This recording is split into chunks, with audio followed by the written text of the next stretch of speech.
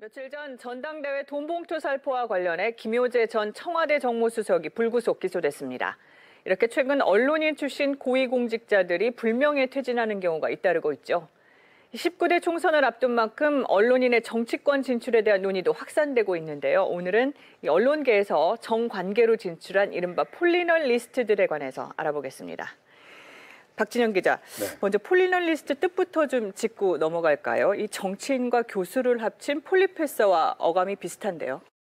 네, 정치를 뜻하는 폴리틱과 기자를 뜻하는 저널리스트를 조합해 만든 조어가 바로 폴리널리스트입니다. 네.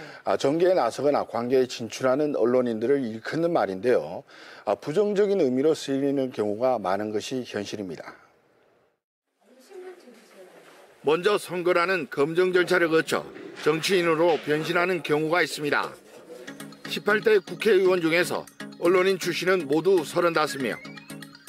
전체의 11.8%를 차지하고 있습니다. 참여정부 시절이었던 17대 국회에서도 언론인 출신 정치인들이 모두 35명이었습니다. 그리고 다가오는 19대 총선에 예비후보 등록을 한 언론인들도 오늘 90명이 넘는 것으로 확인되고 있습니다. 또 다른 경로로 선출직이 아닌 임명직으로 청와대 또는 관가로 진출하는 경우가 적지 않습니다. 한 주간지의 조사 결과에 따르면 이명박 정부의 경우 선거보다는 임명직으로 언론계를 벗어난 사례가 더 많았습니다. 이명박 정부는 언론인 재취업의 신기원을 이룩한 정부다. 공식 통계에 잡히지 않는 이들까지 포함하면 언론인 100여 명이 정권의 도움으로 재취업에 성공한 것으로 파악된다. 이 가운데는 청와대의 17명, 정부 산하기관과 공기업에 27명이 진출했고 민간기업에도 5명이 간 것으로 조사됐습니다. 언론인도 직업 선택에 자유가 있다는 차원에서 그리고 오랜 취재 경험을 통해 얻은 전문성과 현실 감각을 살릴 수 있다는 점에서 이들의 변신에 대한 긍정적인 시각도 있습니다. 하지만 다른 한편으로 상당수 폴리널리스트들은 정치부 재직 경험을 포함해 언론직을 정계 진출 등을 위한 징검다리로 활용했다는 시선에서 자유롭지 못한 것도 사실입니다. 언론인으로서의 초심만 갖고 있었으면 저는 정치도 더 잘할 수 있는 정치인 될 수 있고 공직자로서도 더 능력 있는 공직자로서 인정받을 수 있었다고 봐요. 뭘 해도. 근데 언론인으로서의 초심을 잃은 거죠. 조금 추상적일 수는 있지만 저는 그게 개인의 몫이라고 봅니다. 그런데 최근 들어서 이런 언론인 출신 고위공직자들이 직간접적으로 비리에 연루돼서 자리를 내놨단 말이죠. 네. 이런 사례들을 좀 소개를 해주실까요? 네, 이명박 대통령의 최측근이라고 불리던 언론인 출신 인사들이 최근 잇따라 불명예 퇴진했습니다. 네. 대부분 보수 신문 출신으로 이명박 정부에서 요직을 맡았던 인물들입니다. 한나라당 전당대회 돈봉투 사건에 연루된 김효재 전 정무수석이 검찰 조사 끝에 지난 21일 불구속 기소됐습니다. 한나라당 전당대회 돈봉투 사건과 관련해 검찰이 박희태 국회의장과 김효재 전 청와대 정무수석 등 핵심 인사 3명을 불구속 기소하고 수사를 모두 마무리했습니다. 조선일보 논설위원 출신인 김 전 수석은 지난 2007년 당시 이명박 대선 후보 캠프에 합류해 언론특보를 맡았습니다. 이에 앞서 지난해 9월엔 김두우 전 홍보수석이 임명된 지 3개월 만에 구속됐습니다. 김 전 수석은 대출된 부산저축은행을 위한 로비 명목으로 그에게 금품을 받은 혐의로 지난 22일 징역 1년 6월을 선고받았습니다. 김두우 전 수석은 지난 2008년 청와대 정무 2비서관으로 임명되기 바로 직전까지 중앙일보 수석 논설위원이었습니다.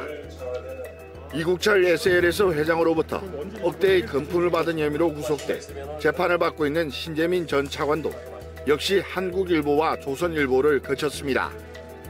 최근 측근 비리와 관련해 사퇴한 최시중 전 방송통신위원장은 동아일보 편집 부국장 출신입니다. 이처럼 측근들의 비리 사례가 잇따르자 지난 22일 이명박 대통령은 취임 4주년 특별 기자회견에서 할 말이 없다는 말로 간접적인 사과를 했습니다. 내 주위에 비리를 저지른 사람이 있다고 그것이 발생한 것을 생길 때마다 저는 정말 가슴이 꽉 막힙니다. 저 심정이 이런데 국민들의 마음은 어떻겠습니까? 저는 국민 여러분들께 여기에 관한은 할 말이 없습니다.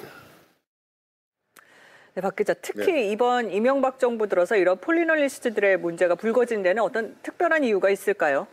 네, 우선 이들이 어떤 경로로 고위공직에 진출했는지를 살펴보는 것이 순서일 것입니다. 인물의 전문성과 도덕성을 검증하기보다는 개인적인 친밀 관계를 바탕으로 발탁된 경우가 많았습니다. 이들에게서는 몇 가지 공통점이 발견됩니다. 우선 대통령과의 친밀도입니다. 대통령의 정치적 멘토를 자임했던 최시중 씨.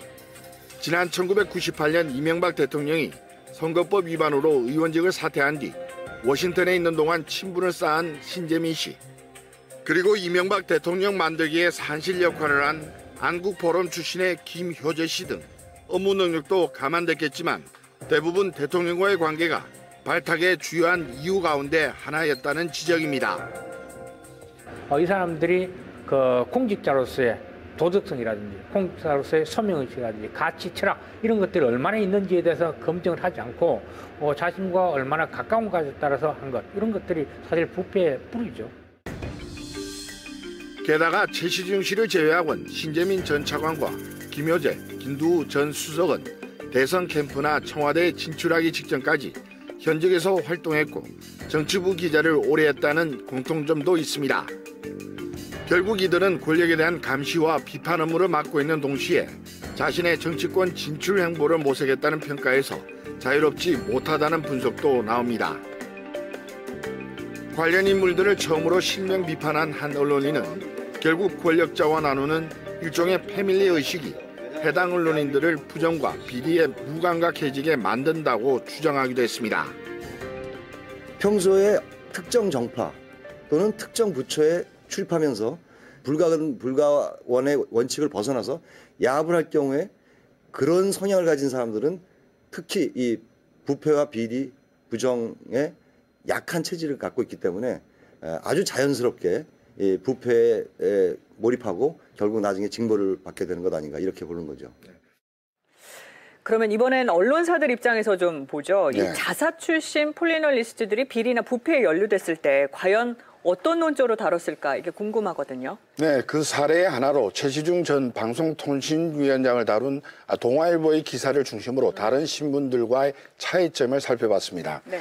그 이유는 최시중 전 위원장이 이명박 정권이 들어서 미디어 환경에 가장 큰 변화를 몰고 왔던 종합편성 채널 출범의 책임을 맡았고 여기에 동아일보도 직접 관련돼 있기 때문입니다. 지난 2008년 3월 제1기 방송통신위원장에 내정된 최시중 씨에 대한 청문회가 지연되자 동아일보는 사설을 통해 간접 지원에 나섰습니다. 국회 장관 인사청문회는 대통령이 선택한 후보자가 업무를 수행하는 데 결정적인 하자가 없는지 점검해보자는 취지에서 연다. 원활한 국정 운영을 대전제로 하는 것이다. 두 후보자에 대한 청문회를 지연시켜 국정 공백을 장기화하는 것은 국회의 권한 남용이다. 그로부터 20일 뒤 취임한 최시중 방송통신위원장에게 동아일보는 기사를 통해 종편 채널에 대한 희망을 드러내기도 합니다. 신문, 방송, 통신, 미디어 장벽 해소, 잡음 없는 공영방송 만들기 숙제. 지금까지 금지했던 일간신문과 뉴스통신사의 방송사업, 소유, 겸용 규제도 완화하기로 했다. 종편이라는 공통분모를 가졌던 조선일보와 중앙일보 역시 비슷한 논조로 일기 방통위 출범을 축하하는 분위기였습니다. 여기에 비해 최시중 방통위원장에 대한 우려를 제기하는 언론도 있었습니다. 한국기자협회는 25일 여론조사 전문기관 엠브레인에 의뢰해 20에서 24일 전국 언론사 기자 250명을 대상으로 조사한 결과 응답자의 84%가 최시중 후보자는 방통위원장으로 부적합하다고 대답했다고 밝혔다.